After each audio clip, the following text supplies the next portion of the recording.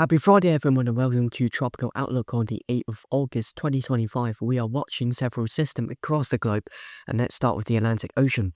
So, Dexter has turned post-tropical. Invest 96L has been designated a number by the National Hurricane Center yesterday.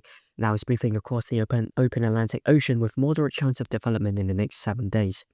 And another area of interest off the eastern coast of the US, which has reduced chance of development according to recent advisories. Low chance for both 2 and 7 days. There is also another tropical wave moving across Central Africa. That one has not been picked up yet by the NHC, but computer models are expecting some development from that system as it enters the Atlantic in the future.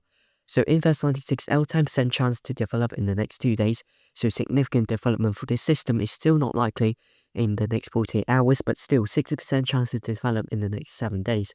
On the satellite, you can see it has pretty weak convection, comparing to normal tropical waves, a really small amount of them flying up around the center. This is mainly due to the dry air that has been coming off the Saharan desert, that the Saharan dust we call it, which is stopping it to develop some strong thunderstorms. But as it moves northwest away from this region, it will have more development as it enters more favorable condition. Area of interest here off the eastern coast of the US, only 10 and 20% chance for 2 and 7 days respectively. The reasons being the NHC thinks the chance of this system to become fully tropical is getting lower. That's because it probably won't be able to disassociate itself with the store boundary, just like Dexter. Dexter did strike it off the association with the boundary, but this one is probably not going to do the same thing, so the chance is getting lower. So what are the ensembles seeing? Well, 96L here expected to move northwestward. Now pay attention here, most models expecting it to dissipate really soon. Only a small amount of them actually expecting a tropical storm or higher intensity. As it moves northwest, you can also see a very few members expecting a tropical cyclone to form from the area of interest that is off the eastern coast of the US.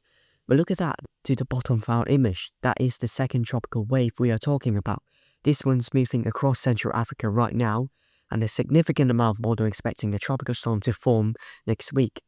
Now, this one could be more threatening to land because it could take a more westerly track comparing to 96L. If that's the case, it could be quite bad and threatening. So this is the GFS forecast. Fast forward to Sunday, 96L is going to be still quite elongated, but that's expected to develop some tropical storm force wind. Then it will make its way towards the north whilst weakening. But look at that second wave moving towards the west across the main development region. Not a lot of intensification expected early on, so condition around there is expected to become just marginally favorable even as we go in the future.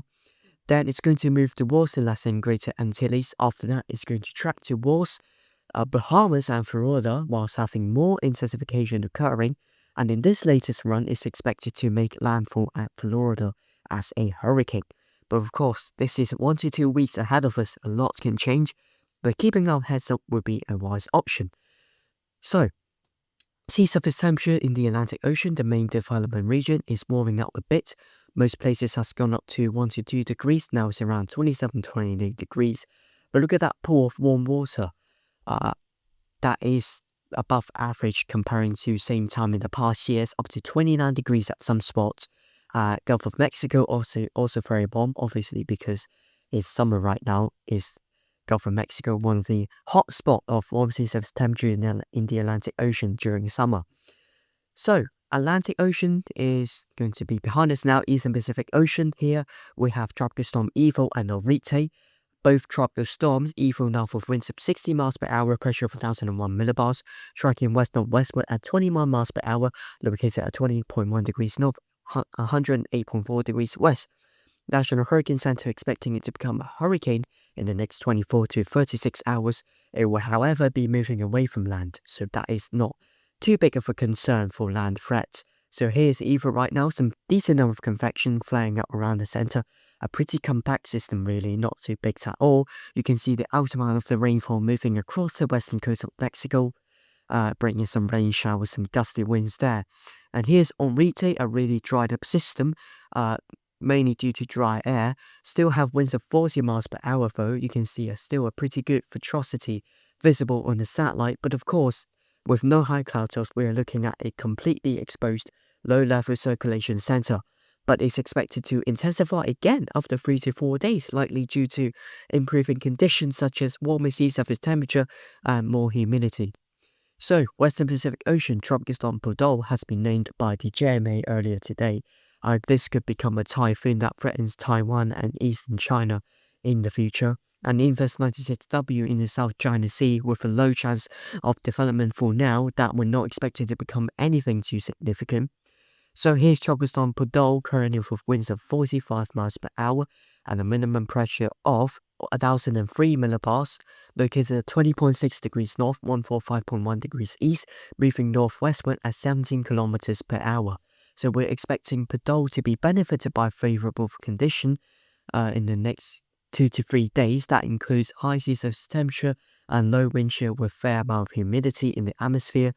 That is going to make it intensify gradually. It could become a typhoon by Sunday, and it will begin to fight higher wind shear as we enter next week, however, which is going to cause it to weaken.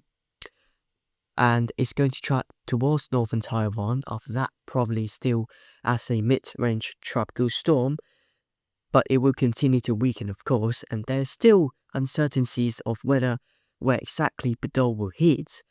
So here's what it looks like right now. The low-level circulation center being covered up by the high cloud tops in the last couple of frames, indicating the intensification is occurring quite gradually. Decent convection blowing up, good outer flow, as well as particularly towards the south and west, you could say.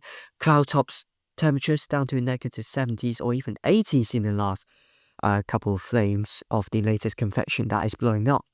And the northern side of the storm still looking quite weak and still quite elongated at the moment. So, this is the update today. Thank you for watching. See you on the next one.